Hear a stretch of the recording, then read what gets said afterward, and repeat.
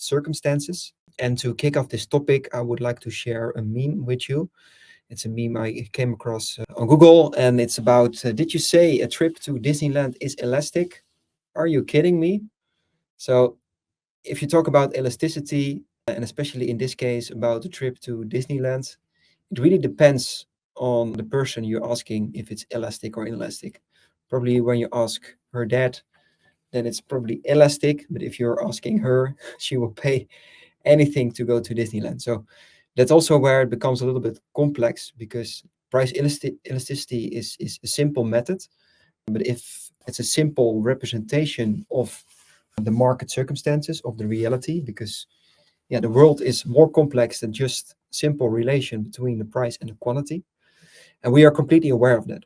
So that's why we also would like the power we did in the beginning, but especially also the shortcomings you have to handle and you have to be aware of when applying elasticity. So Roy, I give the floor to you again to discuss the market circumstances you need to be aware of. Thank you for that. So, and I think you already said this is a very fair point, right? So the dynamics of the market way bigger than just the correlation between price and quantity. So just to take you through a few of the things that a price elasticity model is not taking in consideration directly. So your competition, right? So indirectly, because we're taking a look at your sales prices and your historical data, right?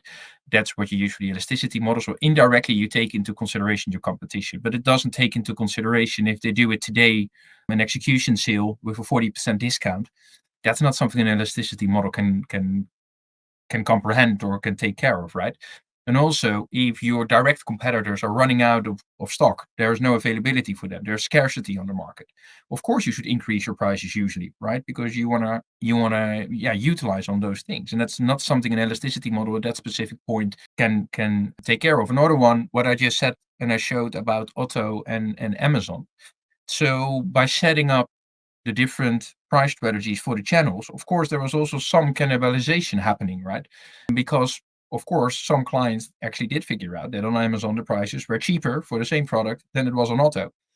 So basically what happened is the sales in Amazon increased and in Otto decreased for a certain amount. And there was a percentage of cannibalism part of that.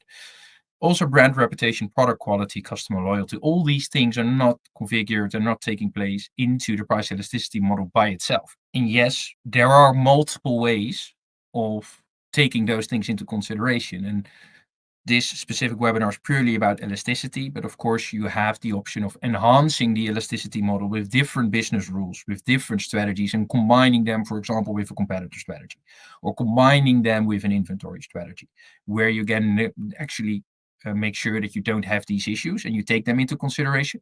But just purely looking at price elasticity by itself, it doesn't take these things into consideration. So therefore, we really always say price elasticity should be considered as a guide or a predictor with a certain inaccuracy.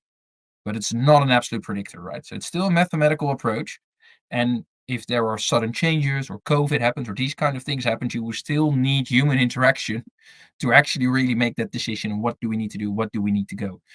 And elasticity computation could also, for example, say my prices should go double, because based on my historical data and the price elasticity of this product, it's very price insensitive. I can actually increase my prices by a lot. If you do that overnight, of course, that has an impact, right? So you need to guardrail those things. So you need to take care of it.